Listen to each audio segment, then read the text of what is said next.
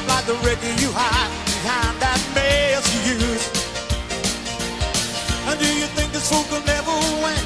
Look at me, I'm a coming back again. Got a taste of love in a simple way. If you need to know while I'm still standing, you just fade away.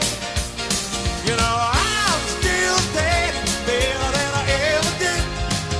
I'm looking like a true survivor, feeling like a little kid.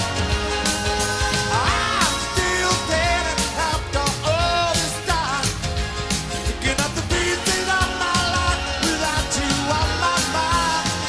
I'm still standing, yeah, yeah, yeah.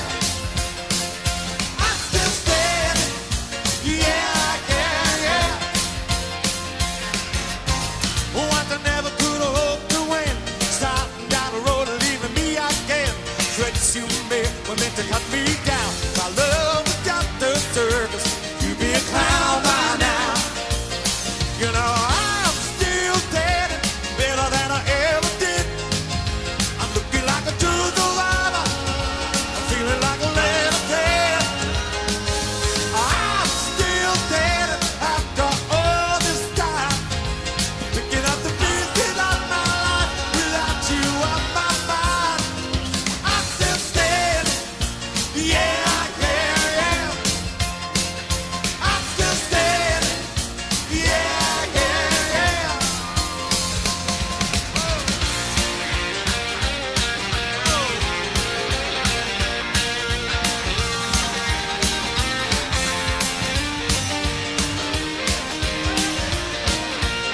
Don't you know that I'm still dating better than I ever did? Oh, girl, I'm looking like a true survivor, I'm feeling like a little kid.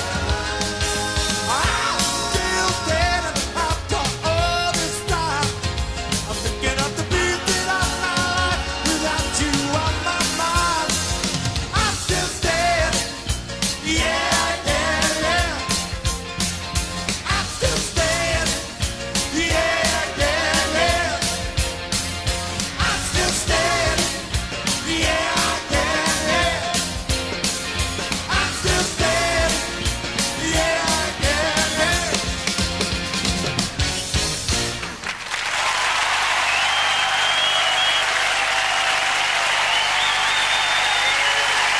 Thank you very much.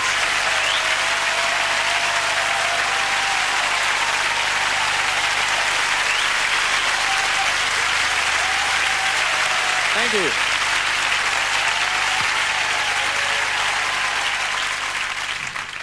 This is a show in which I get to play some songs to all of you, and you get to give me a good old grueling with questions, and that's why the show is called An Audience With. And Cher is going to start the proceedings off. How are you, oh bag? Hello, How are you? Bean.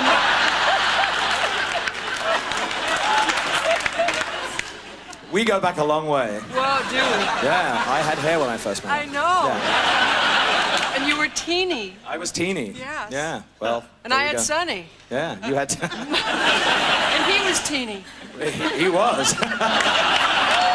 You had Sonny too. So Bono was a completely inappropriate name for him then. Yes, it was. Completely. All right, so I'm supposed to ask you this question. If you could describe yourself in 20 words or less, what would you say, darling?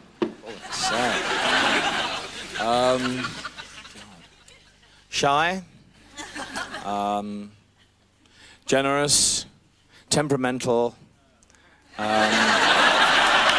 fabulous. I don't know. Just an old tart, basically. Yes, You know that. I do. Kathleen Turner, where are you? I'm right here. Oh, there you are. Well, I was wondering, actually, that I know you've got classical training. I know you trained at the Royal Academy.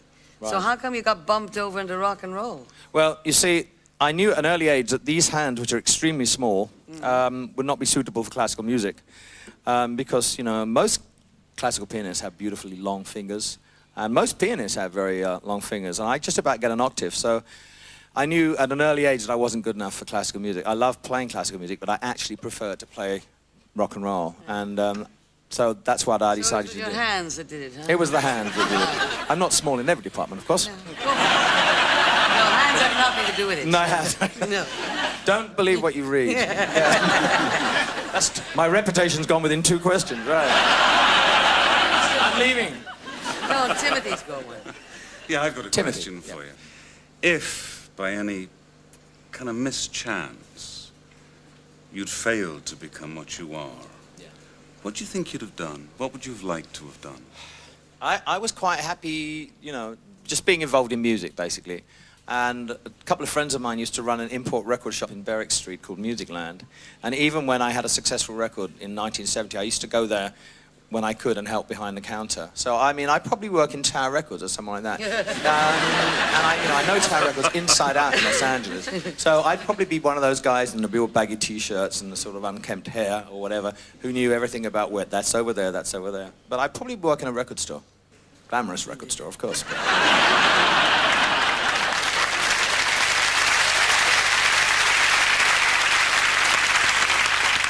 Scary Spice, where are you?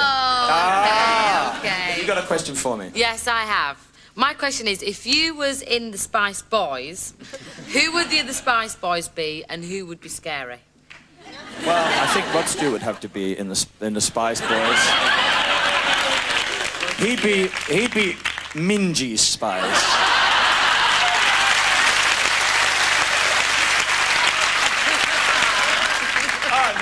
Who else would I have in it? Sting would have to be in it, absolutely. You'd have to be in the Spice Girls, Boys. Yeah. And he'd be Hot Spice, don't you think? Yeah. Or no, Tantric Spice. Yes, I like that. And George Michael. He could be... What would he be? Hairy Spice, yes. So yeah, and I'd definitely be, I might be Mint Spice. With a C-E and not an T, right? So, yeah, I'd love to be, there should be a Spice Boys group, don't you think? For us heterosexuals.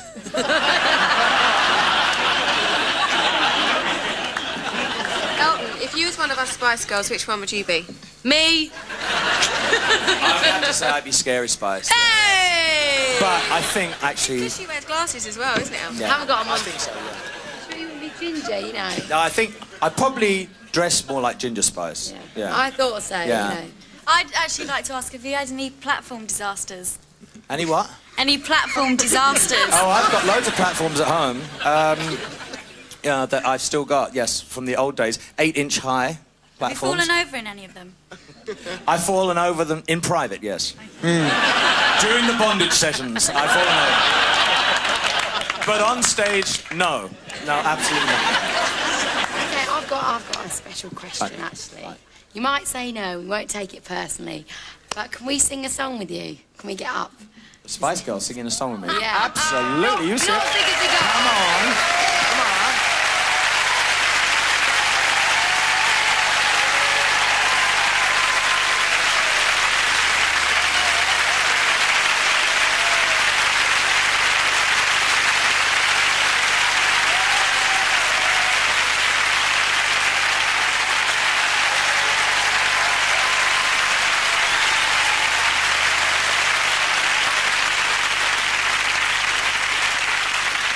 What we're going to do is a song that I recorded in 1976 with Kiki D. Now, is Kiki here tonight? Yes.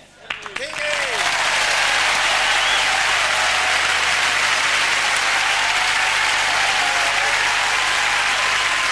So this is called Don't Go Breaking My Heart.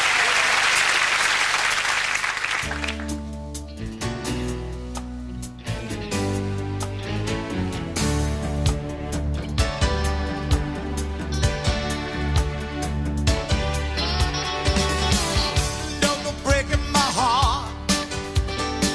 I couldn't if I tried.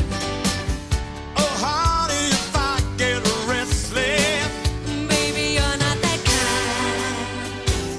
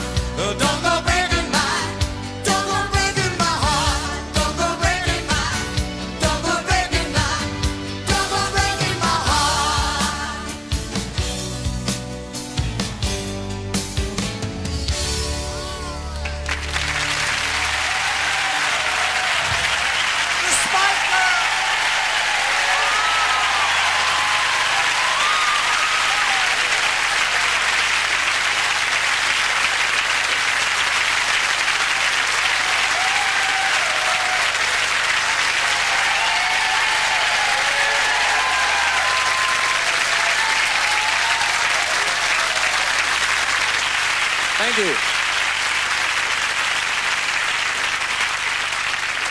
Now, you know when you go to those shows, like, if I'm going to see David Copperfield or if I'm going to see Dame Edna Everage, and I know there's going to be a certain amount of audience participation, I always book a seat in the balcony because you can't be got at there.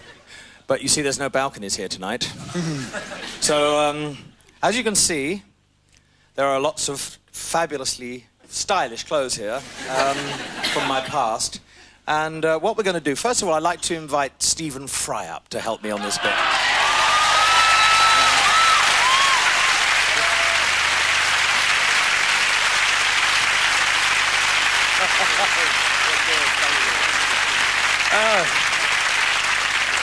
Now, Stephen, I want you to help me dispense some of these into the audience. And I'll take a couple and you... This one's nice. Give that one to share.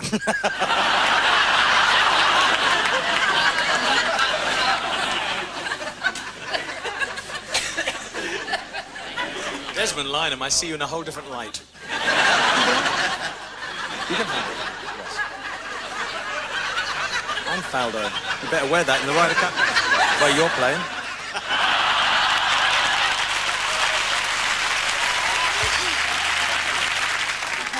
I could have someone with short hair to wear this one. There you are.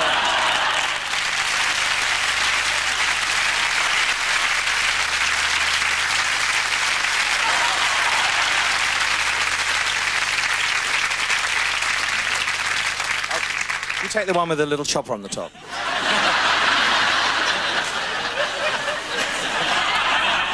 What we're going to do, we're going to ask 4 of you from the audience to come down, because behind that screen are some even more tasteless outfits than those. And we're going to ask you if you'd like to try them on. Well, you've got no choice, really. So the first person or victim that I will choose is Ewan McGregor.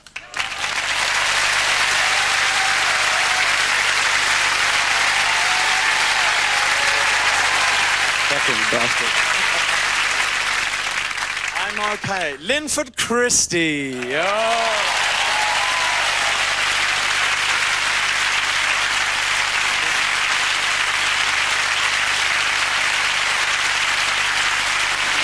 David Ginola. And Roger Black. Where's Roger? Oh.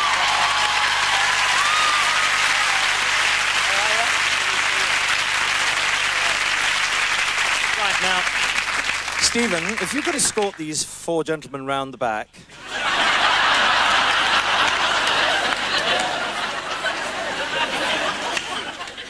So, to help them out when they come out, I'm going to...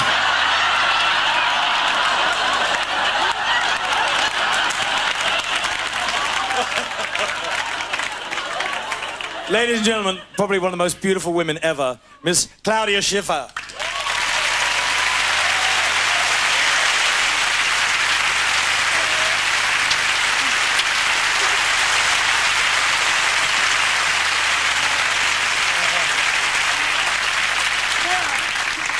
Now, Claudia, while they're getting ready, I mean, there's some really tasteful things on here. Yeah, I mean, saw. You got this it. is, yeah, it's very good. William Hague would look good in that, don't you think? Definitely his colour, I think. So, how you doing? Go and sort them out. Stephen, who will be our first entrance out? That's right. Linford Christie.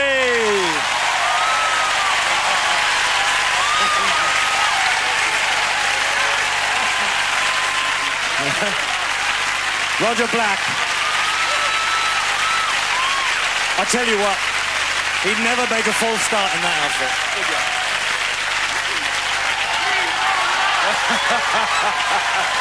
David Ginola.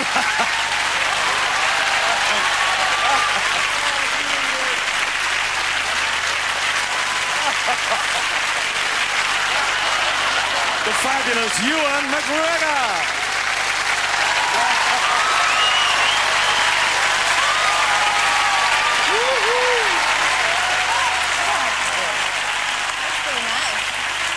think they've all been brilliant sports, and now you've just got to go back and sit in the audience for a while. I'm serious. You can't change quite yet. You'll be able to change in a minute, but you have to go back for continuity pro. So, come on.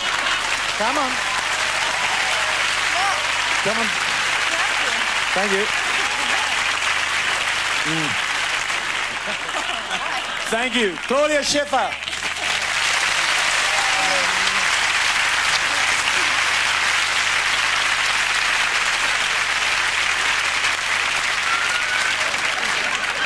Every time I go to the theatre, I always get stuck behind someone like Lindsay. Now we're going to do a song from our new album while you're still squirming out there. This is the current single, or half of the current single. It's called Something About the Way You Look Tonight.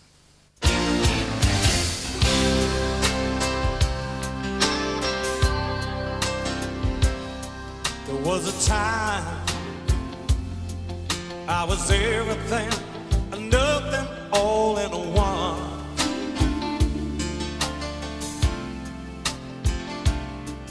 When you found me,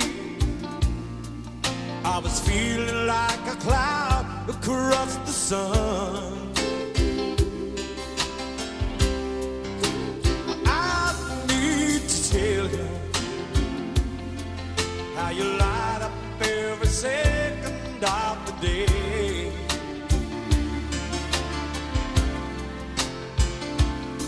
But in the moonlight, you shine like the beacon of the bay.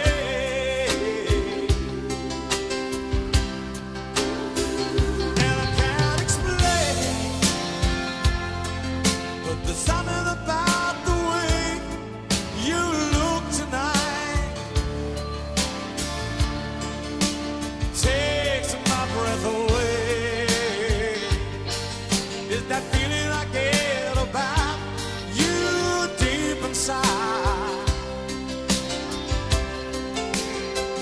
And I can't describe, but there's something about the way you look tonight. Takes my breath away. The way you look tonight. With your smile, you pull the deepest secrets from my heart.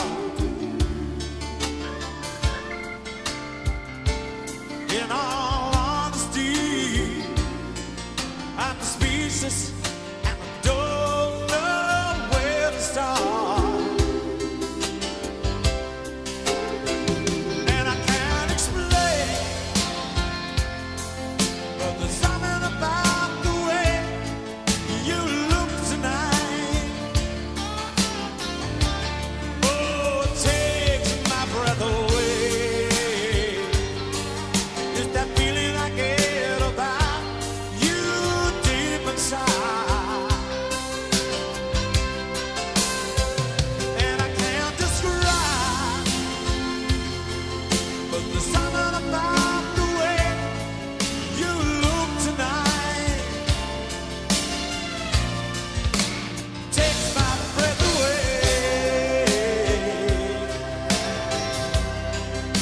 The way you look tonight.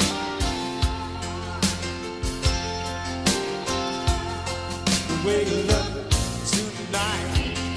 The way you look tonight. The way you look tonight. Yeah, yeah, yeah. The way you look tonight. The way you look tonight. The way you look tonight. The way you look tonight. The way you look tonight.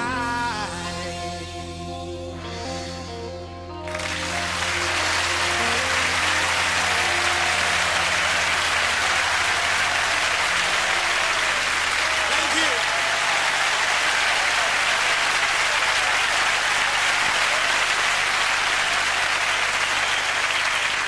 Okay.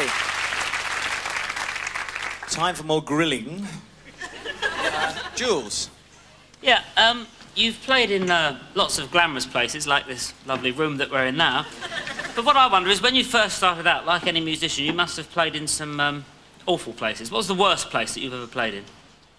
Oh, there was a place called the All-Star Club, Artillery Passage, in it. Oh God, somewhere. And you played in a boxing ring, and it was horrible. There was we used to back these American soul stars, and we used to be at 3 or 4 shows a night. Some of them, and some of the ones in London were really rough. There was another one on Highbury Corner that was really dodgy. But the ones that, because I used to carry my own equipment. See, that billionaire's wife in the paper that can't make the toast. I can still carry my organ. And I used to have to, it was a Vox Continental, I used to have to take it downstairs. The Q Club wasn't easy to get in and out of, but I would say the All-Star Club was the worst. There you go. Ozzy Osbourne. What was the scariest thing that ever happened to you on stage? Well, I shit myself once. Well, we've all done that, dear. We've all done that. And that was very scary. We've all done that. I was doing Captain Fantastic and the Brown Dirt Cowboy as well. No, actually, I did that. That happened to me once. Thank God, never again. I've had it all sealed up now. I find that the bag is much easier. No, I was on stage in Paris at Bercy, and I was wearing a scarf, and I was starting off on Your Song, and a fan came up and started pulling the scarf, and tighter and tighter and tighter, until she pulled me off the stool, and I sort of went unconscious. So that was pretty scary too. So yeah, been a lot of scary things happen actually. The piano leg falling off, that was scary. But you know, I mean, what's the scariest thing that's happened to you? Getting up there. Oh yeah, no, not biting the head off the bat. No, not scary at all. That was my wife's cooking. That was. Next question. Graham Taylor, where are you? I'm here. Ah, there you are, behind Sir George's hat, yes. That's right. Yeah. Is it true that you financed Watford the first time round to make up for all of the times you nicked in over the turnstile as a young lad, free of charge? And we'd like the truth. Yeah, well, no, I never nicked in. I'm a very honest boy. And it was very hard, and I was too big as well. No, I only financed Watford for the love of the team, Graham, and because you demanded it. Yeah. I used to be on tour, and he said, "Oh, there's a good centre forward at Wolves," and a week later he was there. So, yeah. Great win yesterday. Thank you very much. Yeah. I'd like to thank you also for This is a tribute to your team I'm wearing tonight. Oh, thank you very much. I'd like to thank you also for the music and the joy you gave me, because it meant a lot for me to be here. So thank you very much. Thank you. Thank you very much. If you could have been a football player, you know, yeah. Which football player would you like to have been? George Best. Yeah. And hopefully a George Best who wouldn't have retired at 28. I mean, such a genius. I don't think we've ever seen the like of him again. And such a tragedy that he only played to a certain age. So I'd love to be George Best. Just to have that magic in your feet is incredible. I mean, there's millions, but I'd love to have been George Best. Okay. Finally, John Barnes. There you are. Here I am. As we all remember, well, I know you and I will remember, Watford got to the FA Cup final in 1984. Yeah. Did that mean as much to you as achieving a #1 single? It probably meant more to me, actually. It was much more exciting because we'd come from such, a low position in the 4th division. We started off in the 4th division, and then to go from the 4th to the 1st, as it was then, and get to the cup final was like a, I don't want to say fairy story, but it was fantastic, and it was probably one of the most emotional days of my life, and one of the ones I'm most proud of. And do you think you can do it again? Absolutely. I wouldn't have gone back to Watford if I didn't think that we could achieve things again, because you have to be ambitious, and we are ambitious, and I'm ambitious, and Graham's ambitious, and I think even though football has changed so much, yes, we can do it. I meant the #1 single. Oh.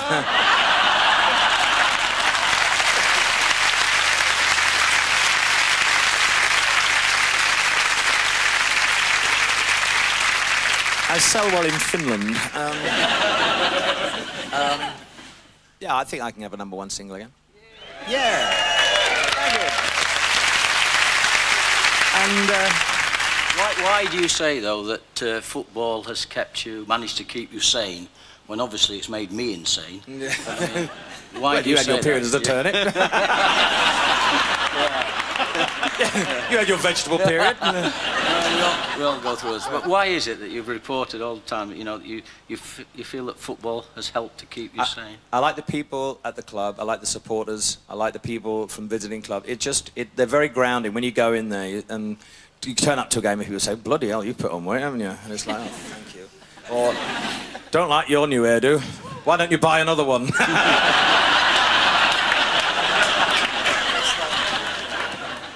Can't really beat that, can you?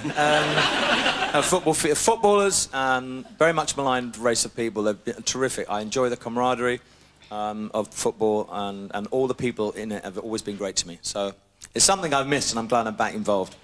Talking of the cup final, I think, one of the most moving pieces of music for me that's ever been written is always played before the cup final, and it's a hymn called Abide With Me, and it's just such a beautiful piece of music. And that was the reason I actually cried at the cup final. It wasn't because Renata was standing on my foot. I've recorded this song where all the money from the album goes to the Rainforest Foundation, which Sting and Trudy so marvellously run. And it's an album called Carnival, in which we were allowed to choose our favourite things from our childhood. And this one, being a football fan from the word go, Abide With Me was always my favourite kind of piece of music when I was a kid, because it made me cry. So I've recorded it with the finest brass band there is, the Black Dyke Mills Band. And we've brought them down, and we're going to do this song. Okay?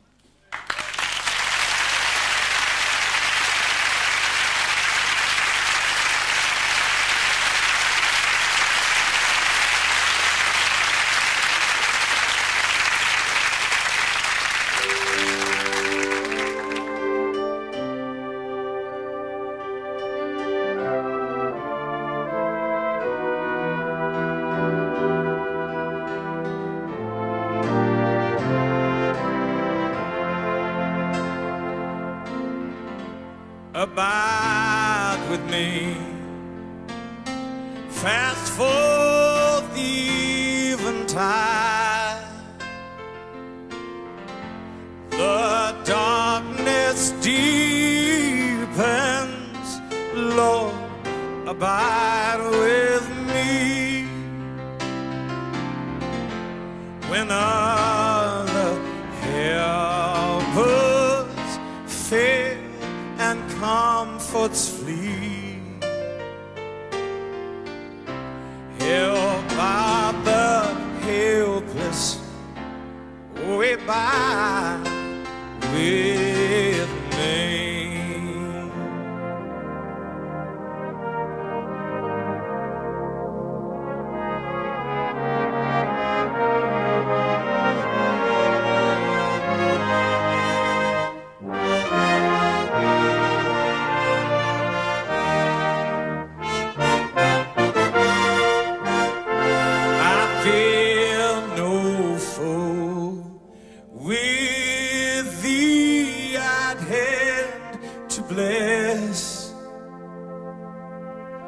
Ills have no weight and tears no bitterness. Where is death's sting? Where great thy victory? I triumph still if thou wilt abide with me.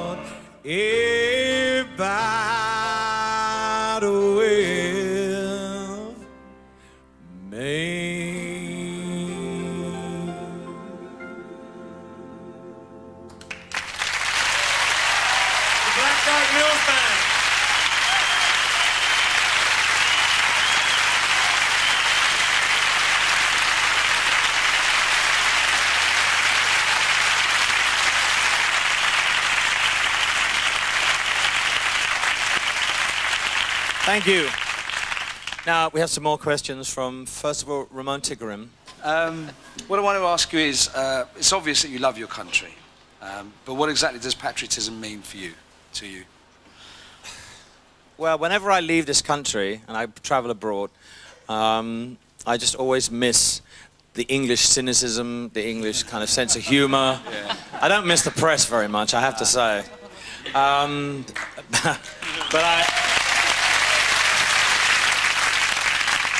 I just miss London. I miss just something about the British Isles, not just England. It's the whole scene in Britain where people, you know, don't let you get too big for your boots. You know, not like in America. So that's what I love about it here.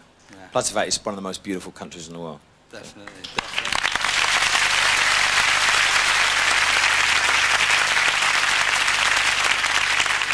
Okay, Linford, you can get your own back now. That's good. I'd like to know, how high can you sing?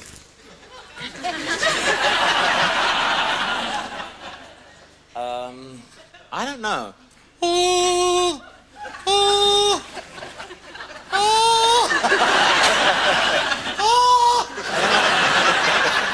I can get above a middle, top C.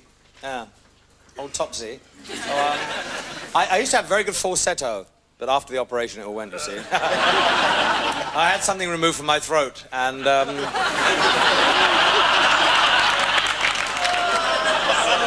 dear, the tone is going lower and lower. Unlike the voice. Right. I know you're always traveling a lot. Are there a few essential things you can't live without? Oh, I say. I always take Marmite with me. Marmite, HP sauce, Branston pickle, and English mustard. You know, they're stock essentials, really. Americans hate Marmite. I've never met an American yet who likes Marmite. They always think, "Oh, can I try that?" Like, they're puking up about 30 seconds later. So yeah, I always take those with me. Plus my address book, and that's about it. And the credit card, of course, which is, you know, gets worn out within about 30 seconds. So now, I tell you what. I know that sports players and sports stars are all frustrated sort of musicians sometimes. But, you know, John McEnroe plays guitar. I know Pat plays guitar, right? I'm going to let some of you come down and do some backing vocals on this next song. So, Pat, you can come and play guitar, all right? You go over there. There's a guitar there for you.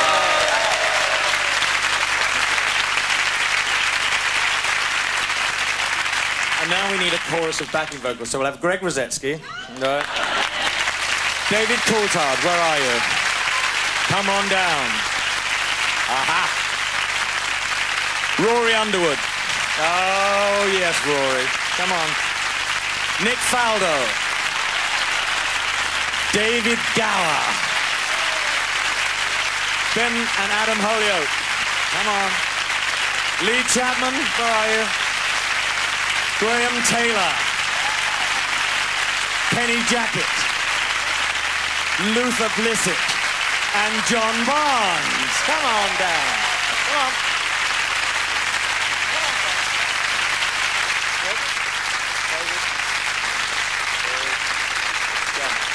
Right now, you're going to go over there behind the microphone, okay? We're going to do a song called Saturday Night's All Right for Fighting, and I want lots of sort of like Saturday. When we do that bit, you sing Saturday, Saturday, okay? All right?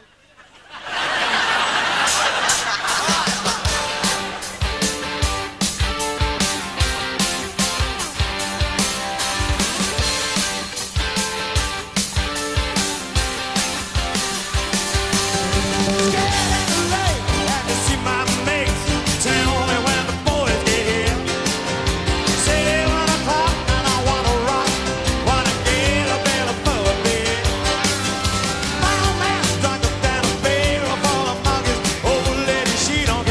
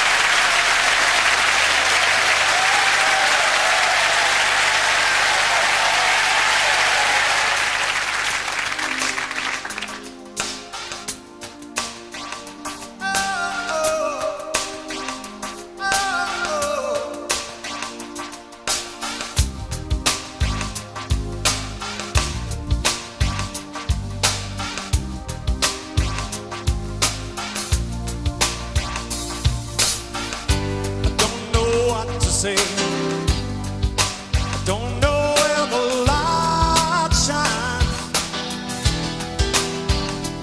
It's a great dawn rising on a green hill, and there's so much behind us. I don't know where we're going. I still feel there's something out there.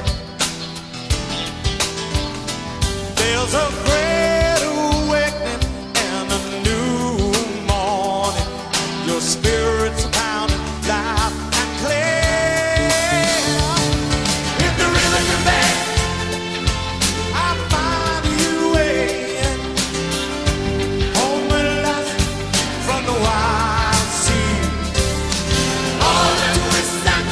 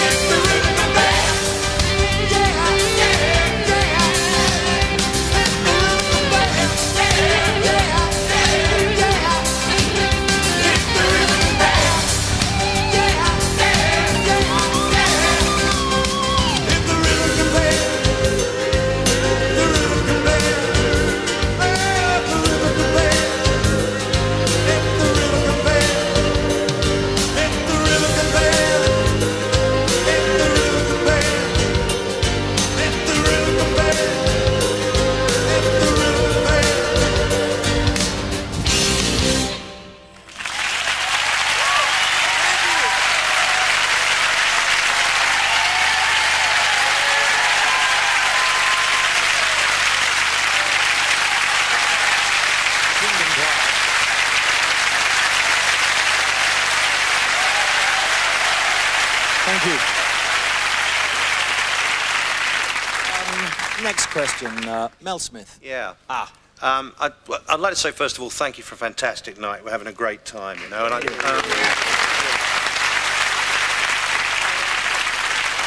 wondered if I might just sort of, I don't know, raise the tone very slightly, you know, and ask a question that I think a lot of people here would be interested in the answer to. If you could be any kind of vegetable, which one would it be? Cucumber. There you go. Cucumber. A cucumber. There you go. Or a marrow. Thank you. And what about and a breed of dog? Not a poodle. No. Spaniel, probably. Spaniel. That's interesting. Leaving tonight on a plane. That's interesting. And just finally, which historic figure would you most like to be? Do you think? Dame Margot Fontaine, definitely. Yeah. Yeah. Or Archbishop Tutu, one of the three. Thank you for clearing all that up. That's fantastic.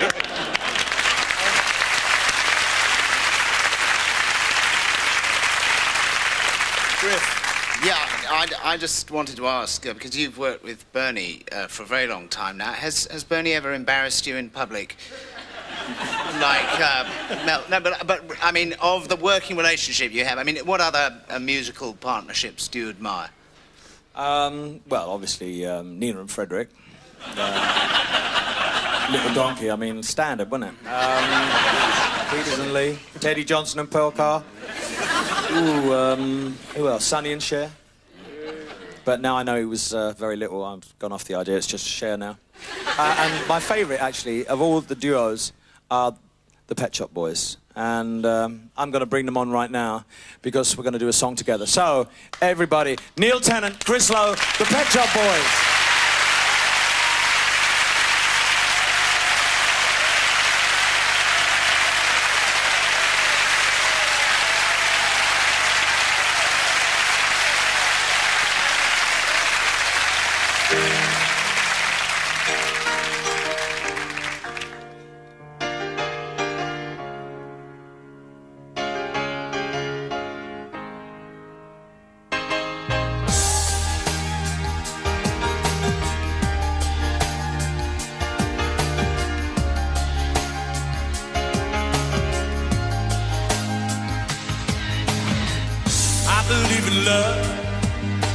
It's all we got.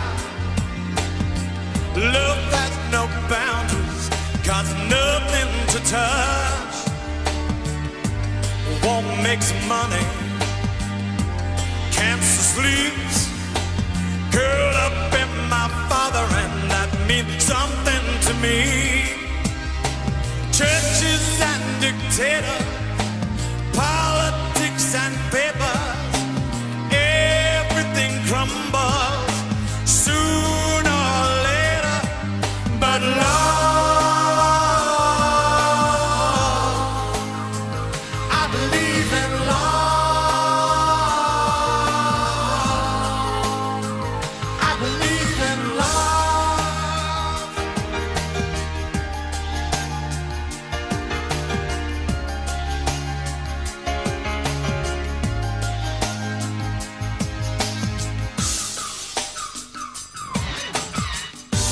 I believe in love, it's all we've got. Love has no boundaries, no borders to cross. Fathers and sons make love and guns, families together, kill someone without love.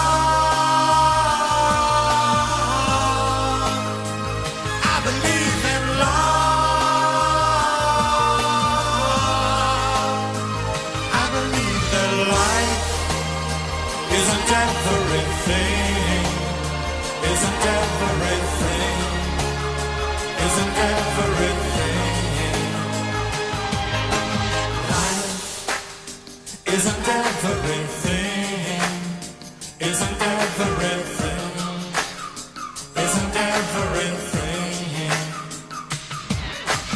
life isn't everything, isn't everything,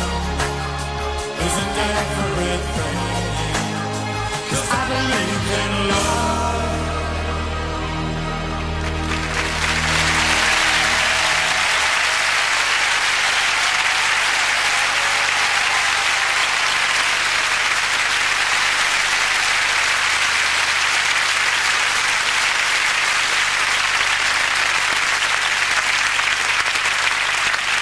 Sir George. Well, I'd like to ask you something. Okay. You know, about your songwriting. You've written so many great songs. There must be. Can you think of one song that you wish had written that you hadn't? Of somebody else's? Yeah. Oh God, yeah, loads.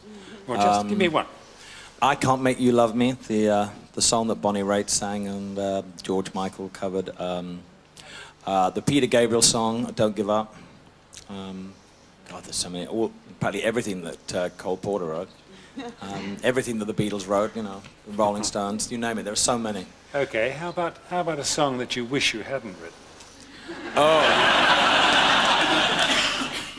There's plenty of those. Well, we went through a rather silly phase, and on the Caribou album we wrote a song called Sola Prestige Agamon, because people kept reading things into our lyrics, or Bernie's lyrics.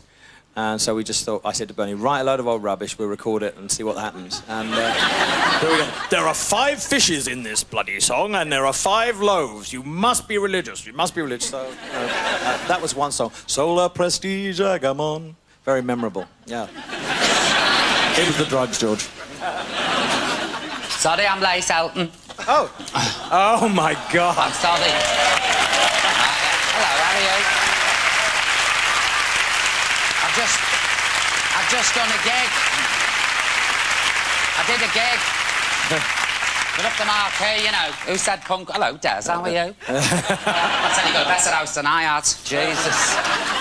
Who's the cricketers? You're the cricketers, aren't you? Budge up. I'm sat here in this row. Lily? What, love? Where have you been? King's Cross? No, not tonight. I don't do Sundays.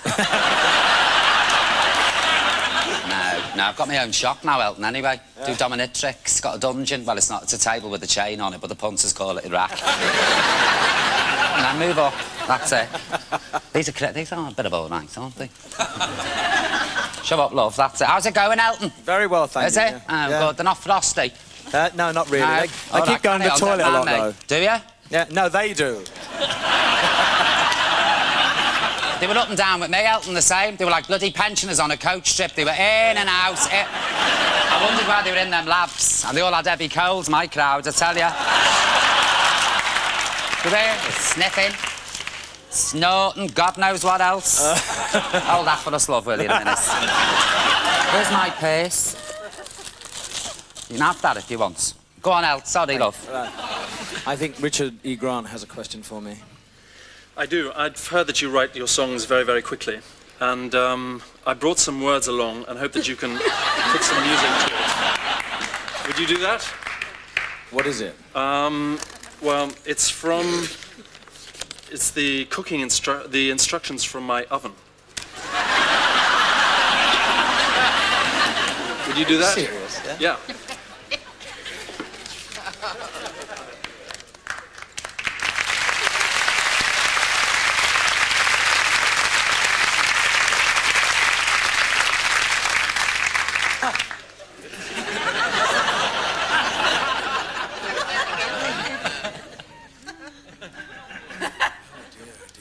Conventional oven thermostat. Sounds like a Chemical Brothers song, doesn't it? You and your new oven are capable of great things, but remember, no 2 ovens are the same. Rather than jumping at the deep end with your brand new oven, don't forget it may differ in its cooking characteristics to your previous model. We strongly recommend you take time to read this leaflet fully from cover to cover.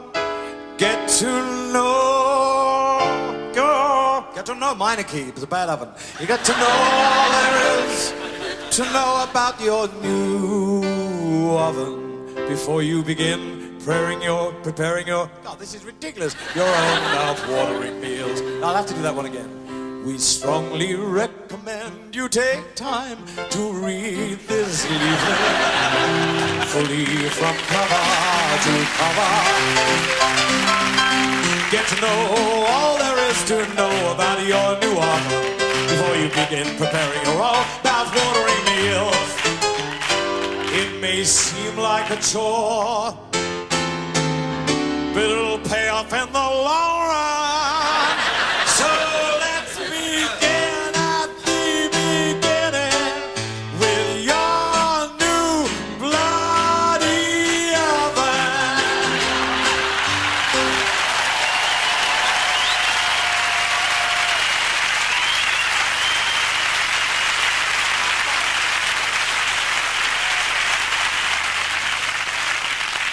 I'm going to get all the loonies in the United Kingdom sending me microwave frigid books. I get enough loony lyrics as it is.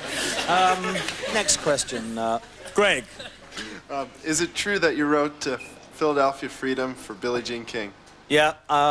When World Team Tennis started in America, which was a new form of tennis, it was a team tennis event, and there were about 8 teams, and Billie Jean's team was the Philadelphia Freedoms. So I said I'd write a song, and I thought, God, what am I going to write a song about tennis?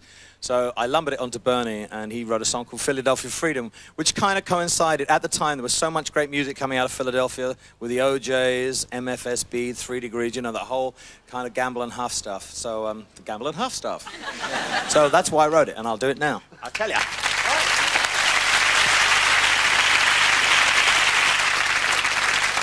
I'd like to congratulate Greg for being the first British player in the top 10 for many a year.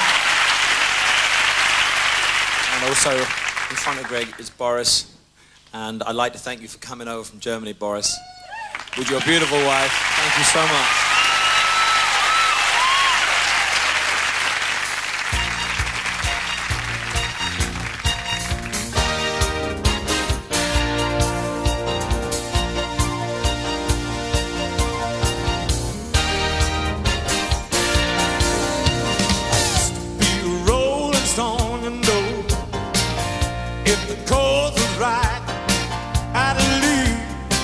Find the answer on the road.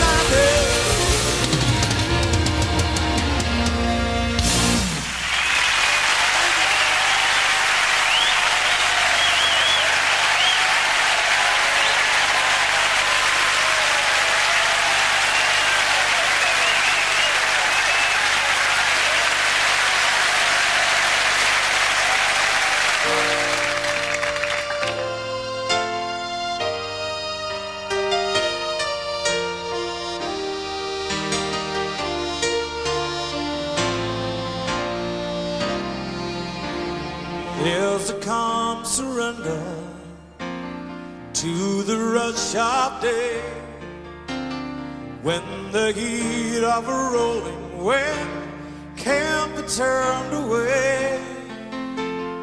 An enchanted moment, and it sees me through. It's enough for this restless warrior just to be with you. Can you feel the love tonight? It is where we are. It's enough for this wide-eyed wanderer. Then we've got this far. Can you feel the love tonight? How it's laid to rest. It's enough to make kings and vagabonds believe the very best.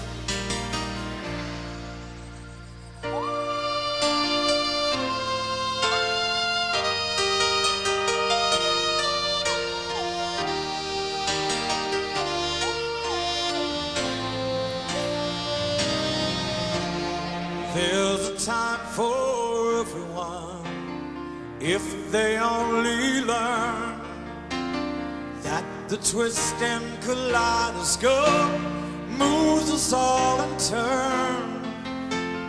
There's a rhyme and a reason to the wild outdoors, when the heart of the star-crossed Voyager beats in time with yours.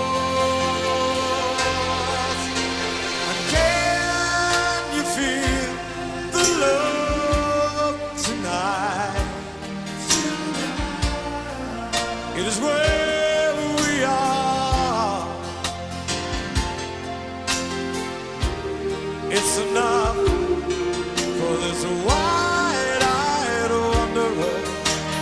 Then we've got this far.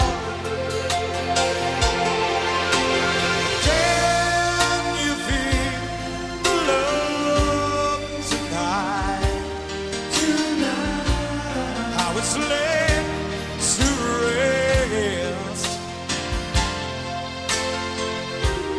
It's enough to make kings and vagabonds believe the very best. It's enough to make kings and vagabonds believe the very best.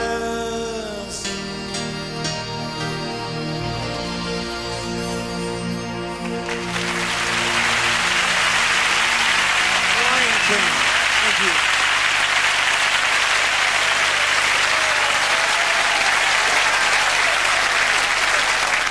Ewan, how are you? Please forgive me. No, you're all right. Having a laugh? Yeah. Yeah? I wondered if maybe there was a film or a role in a film that you ever wished that you'd played. The only role I've really been offered, apart from ludicrous ones, when I first went to America, a guy called Hal Ashby, who's a great director, offered me the lead part in Harold and Maude, which is a great movie. And I couldn't do it because I was just breaking as a musician, and it broke my heart because the script was brilliant, and he was a great director. And they got Bud Cort to do it, who did a great job. And it's one of my favorite movies, so it's been downhill all the way from there, really. I think Godley and Cream once asked me if I would be interested in doing the Billy Bunter story. And for all you Americans in the audience who don't know who Billy Bunter is, I won't even tell you. All right. Roger Taylor. There you are, right in front of me. Hello, darling. Hello. Hi, Elton. I'd like to ask you, how did you persuade John Lennon to get back on stage and sing? And did that lead to a reunion with Yoko? It was, he made a record, an album called Walls and Bridges. And he asked me to play on a couple of tracks, one which was called Whatever Gets You Through the Night. And we made a sort of a deal where if the single got to #1, he would come and play live on stage with us somewhere. And the single did get to #1, so unfortunately he got railroaded into coming on stage, which I must say professionally was probably the most memorable evening of my career, because when he came on stage, and he hadn't been on stage for a long time, and it was at Madison Square Garden in New York, which was kind of like his hometown, the audience gave him like a 15-minute standing ovation, which was so moving. And he was actually physically sick before he came on stage, and Yoko was there backstage, and that was the night that they got back together, and that's why I am Sean's godfather. So there's the story there.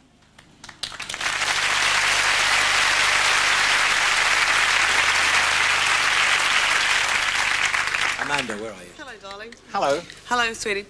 Speaking of Hollywood, you must have met a lot of Hollywood legends in your time. Groucho Marx, Mae West, Elvis. Pamela Anderson. Pamela Anderson. I'm not going down that road. Question is, did they live up to your expectations? Yeah, I've met a lot of people, but the two that I remember most, or three actually, was Groucho Marx, Yeah. who I met, and he was invited to dinner. I was renting a house at Malibu with Brian Forbes and his family, and Groucho was coming to dinner, and we were told that he liked the room hot, and it was boiling outside. It's July, right? So we got the fire on and everything, and he came in an overcoat and a beret. And he sat right by the fire, and it was like, I was just dying. I thought, oh my God, and it was very sort of silent and tense, and he said, Christ, he said, when do we eat? It was just one of those big wind-up things, and actually I was terrified, and then gradually, you know, he just laughed and said, listen, I'm winding you up. And he could never understand why I was called Elton John. He always thought I should be called John Elton. And in fact, when you go to football matches, they say, all right, John, how are you? All right, John? Yeah. He actually signed a poster to me, which I've still got, to John Elton from Marx Groucho, which is very sweet. And Mae West was another. I had tea with her at Ravenscroft Apartments. Yes, I know. It's the Larchmont Village. And it was like all white. Everything was white. White, white, white. It's the colour of her carpet. And she had these big guys in evening dress. And we sat there and we had carrot cake. And then there was this kind of big introduction. She came in fully dressed in the middle of the afternoon. She was incredible. And Elvis? Elvis was kind of a disappointment, because when I met him in Washington, he was like half dead already. There was just, it was... there was no signs of life there, and it was kind of disappointing and sad. So he didn't really live up to expectations. I suppose you don't. I mean, if you're in that state, and I've been in that state as well. So, but I think Groucho and Mae West, and possibly Cary Grant as well. He came. I played Dodger Stadium, and he came backstage, and he's. I think he's one of the best screen actors around. He's just got so much charisma, and he was such a gentleman. So they don't make him like that anymore. They don't. No. Talking of people who aren't made like that anymore, I'm going to introduce someone who, perhaps in my business, people say, do you have a lot of friends in the business? Well, I have like 2 or 3, and I don't really hang out with people in the music business. But I think probably my dearest friends in the business, as it were, Trudy Styler and Sting. And I'm going to ask Sting to come up and sing a number, but I just have to say that these two people are the closest people to my heart in the business. So it's a great, thank you for coming, and now you're going to sing. Come on. After that intro, you can't refuse.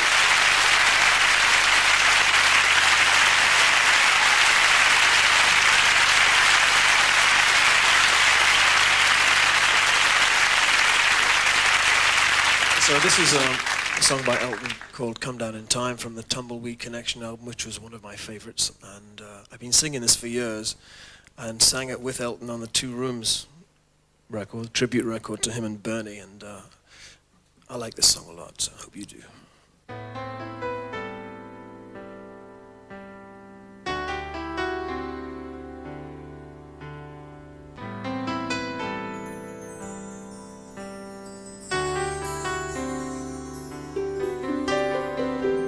In the quiet silent seconds I turned off the light switch and I came down to meet you in the half-light the moon left a cluster of nightjars sang songs out of tune.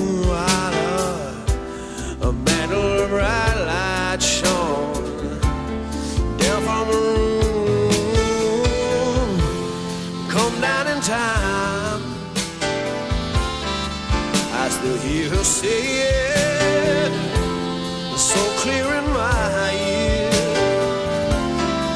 like it was today. Come down in time was the message she gave to me. Come down in time and I'll meet you halfway.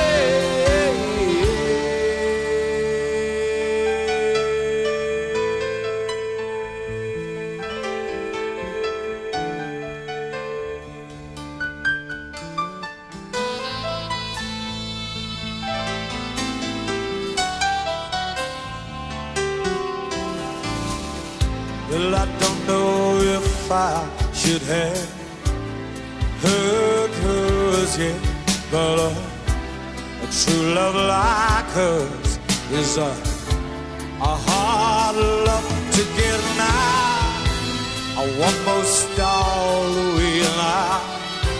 I ain't heard her call, and I get into thinking if she's coming at all.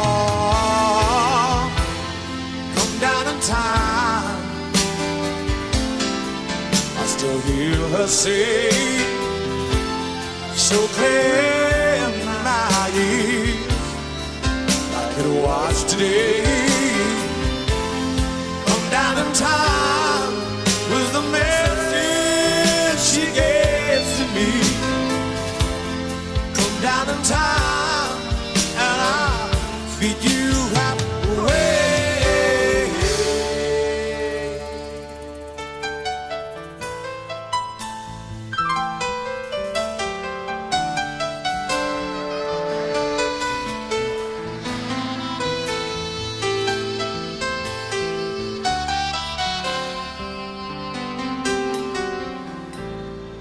There are women and women and some hold you tight while some leave you counting the stars in the night.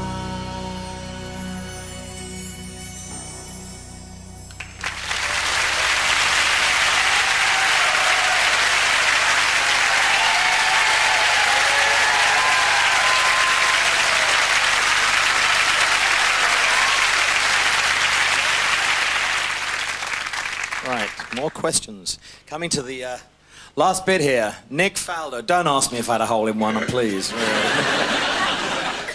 Your coolness, calmness and being collected is legendary, and apart from little old ladies saying cooey, Yeah. does anything else annoy you?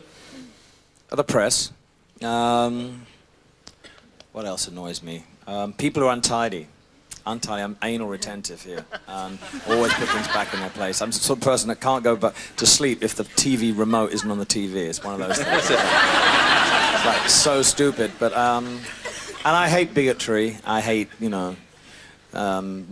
Anything like that really pisses me off. So I would say that's the biggest thing. I hate that kind of bigotry and racism. That's the worst, I think. There's no excuse for that.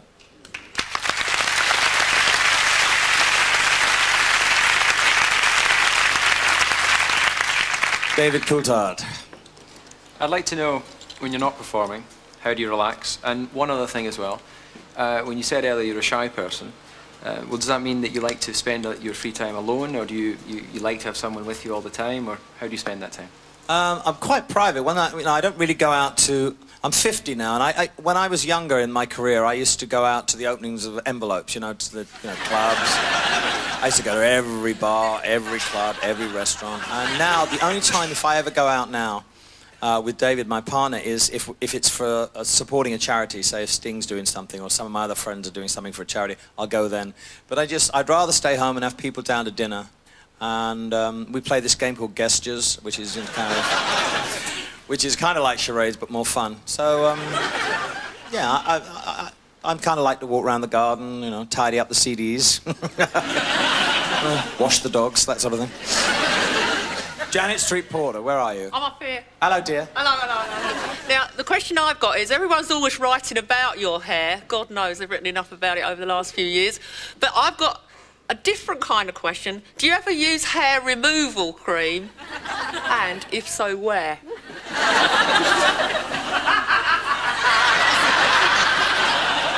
Do I use... Yes, I have used removal cream on my testicles, actually. Because, you know... It's very hard to shave down there.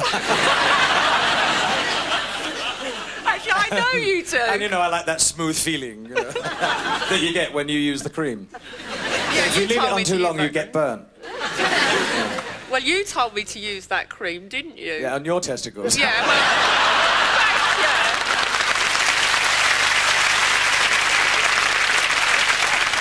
yeah. Well, that's one bit of the show that won't be transmitted. That's the bollocks section, I would say. Stephen Fry. You're 50. Yes. You're probably the most successful individual British artist, with the obvious exception of Mrs. Mills, that this country has ever produced. And you're about to start on a world tour. You could relax amongst your spectacles. Yes. I wondered what it was that drives you. Usually a Bentley.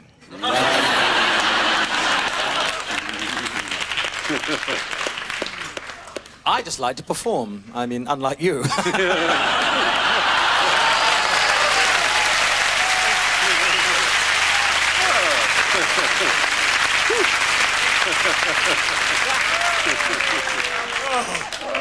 Cruel queen tonight. I walked into that one, didn't I? Yes. No, I just, you know, I love to go out and play the live. I mean, you make records and you write songs and you go in the studio and it turns out one way or the other. And I've been lucky enough to work with great producers. But there's nothing like going back on stage and playing it live because you don't really know what's going to happen from night to night. And that's the kind of drug that, you know, is the biggest drug there is.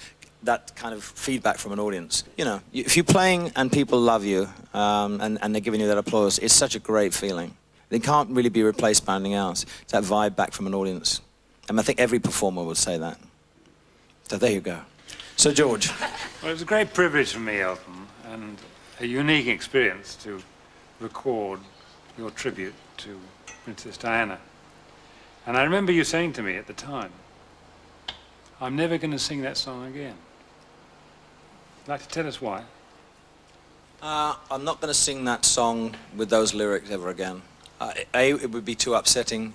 B, it would stir up too many memories. And I think it's a one-off thing. It was a terrible tragedy that happened. And Bernie rewrote the lyrics to fit a memorial for Princess Diana. And I've done it once, and I don't, you know, I think that's enough. And people will go out and buy the record as they have. And I think to milk it and do it anymore, I just think would be in bad taste.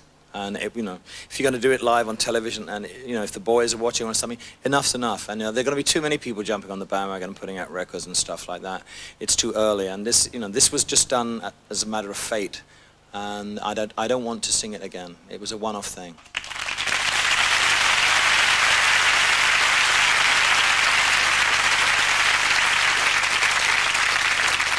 And I'm saying I'm not going to sing that song anymore. This is a song that started everything off for me. It was 1970, and I went to America, and the Elton John album had just come out, and I was getting a lot of airplay over here.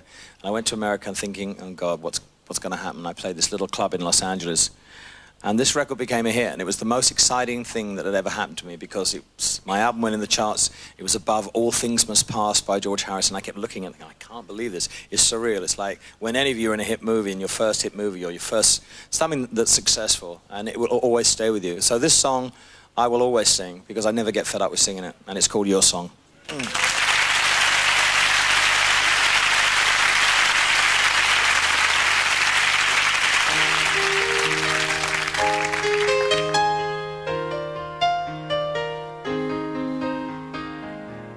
It's a little bit funny, this feeling inside.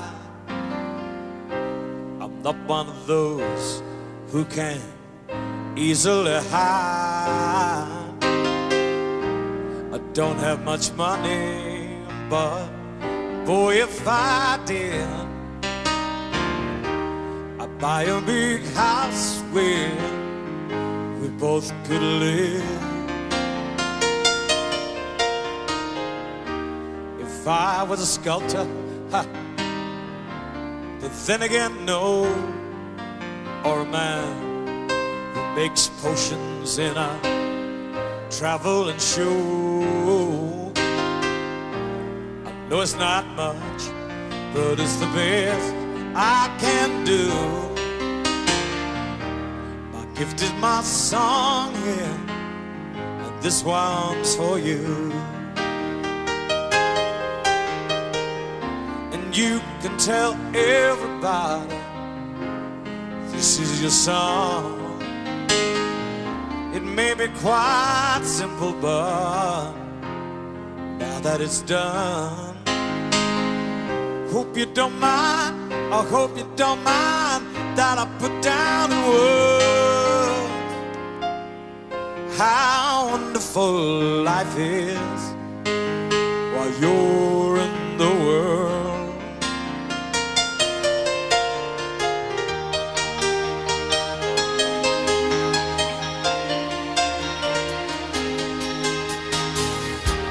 Sat on the roof and kicked up the moss. But a few of the verses, oh, they got me quite cross. But the sun's been quite kind while I wrote this song. It's for people like you that keep it turned on. So excuse me for getting, but these things I do. You see, I forgot if they're green or they're blue. Anyway, the thing is, what I really mean, those are the sweetest eyes I've ever seen.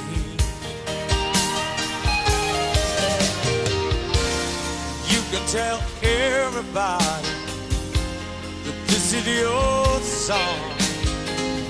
It may be quite simple, but now that it's done, hope you don't mind, I hope you don't mind that I put down in words how wonderful life is while you're in the world. I hope you don't mind, I hope you don't mind that I put down in words how wonderful life is while you're